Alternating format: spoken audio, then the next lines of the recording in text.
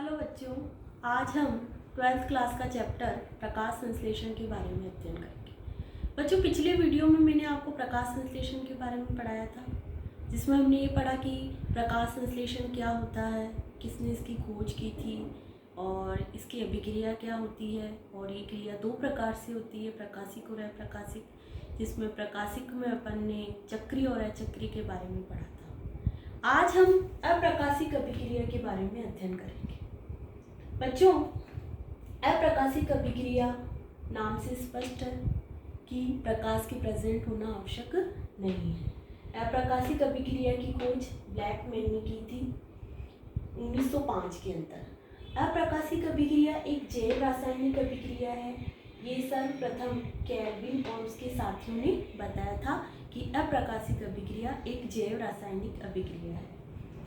अप्रकाशिक अभिक्रिया हरित लवक में कहाँ संपन्न होती है? हरित लवक के स्ट्रोमा में ही संपन्न होती है।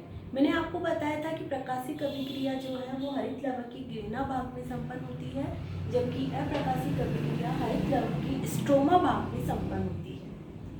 अप्रकाशिक अभिक्रियाओं को कार्बन स्त्रीकरण भी कहा जाता है। बच्चों, कार्बन स्त्रीकरण क्या होता है? इसका मतलब होता है कि कार्बन का अपचयन करना, यानी कि CO2 को कार्बोहाइड्रेट में बदलना।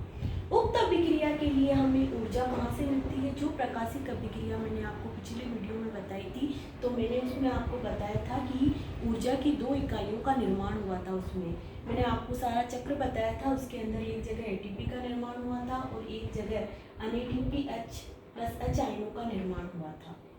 तो इनसे जो ऊर्जा प्राप्त हुई वही ऊर्जा हमारे अप्रकाशिक अभिक्रिया के अंदर काम आती है। अप्रकाशिक अभिक्रिया के अंदर जो कार्बन स्त्रीकरण की अभिक्रिया है वो अलग अलग पात्रों में होती है, अलग अलग तरीके से होती है। जो विधियां हैं वो 3 हैं जिसके द्वारा ये क्रिया संपन्न होती है। सर्वप्रथम केल्विन बेसन चक्र, सीथी चक्र जिसे अपन बोलते हैं। इसकी खोज केल्विन व बेसन ने 1961 में की थी। इस 1961 में इनको इसकी खोज के लिए नोबेल प्राइज दिया गया था। वैसे इसकी खोज जो है 1946 और 1953 के बीच में हुई थी। इसकी खोज केल्विन व बेंसन ने की थी, इसीलिए इसके नाम से इस चक्र का नाम रख दिया गया है। बाकी इसको C3 चक्र इससे बोला जाता है क्योंकि इसमें पहला उत्पाद यानी कि प्रथम उत्पाद जो बनता है वो 3 कार्बन युक्त होता है, इसीलिए इस चक्र को C3 चक्र बोला जाता है। इसकी खोज उन्होंने एक क्लोरेला व सिनेडेस्मस नामक एक कोशिकीय शैवाल पर की थी। इसके अंदर केल्विन और बेसन यानी कि C3 चक्र के अंदर सर्वप्रथम उत्पाद जो होता है वो 3 कार्बन युक्त बनता है 3PGA, जिसे फास्फोग्लिसरिक एसिड कहा जाता है।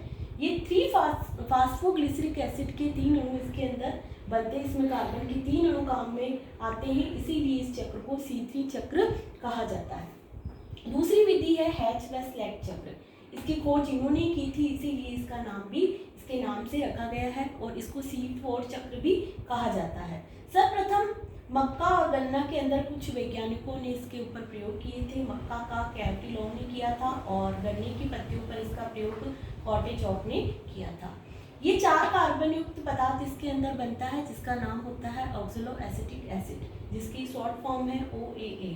इसका पूरी खोज ये किस तरीके से बनता है हैच व स्लेट ने की थी, इसीलिए इसका नाम भी यही रखा गया है। तीसरी विधि है क्रेसुलेशन अम्ल उपापचय चक्र, जिसे केम साइकिल भी बोला जाता है, केम चक्र।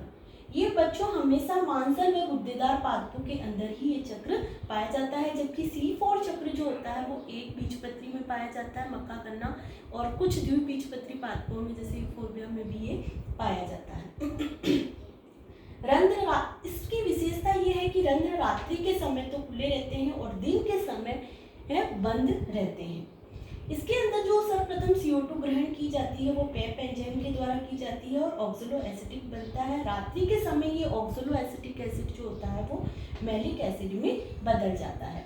इस प्रकार बच्चों कार्बन स्त्रीकरण यानी कि कार्बन स्त्रीकरण की क्रिया 3 प्रकार से होती है। CO2 का अपचयन 3 प्रकार से हुआ, C3, C4 और केम साइकिल। अलग अलग प्लांट के अंदर इस प्रकार अलग अलग तरीके से कौन सी विधि काम में ली जाती है उस प्लांट पर डिपेंड करती है। अब इस बोर्ड को ध्यान से देखो बच्चों, इसके अंदर ये C3 साइकिल को मैं आपको समझा रही हूँ। इसके अंदर राइबोलोज 1,5 बाइफॉस्फेट के 6 अणु काम में लेते हैं।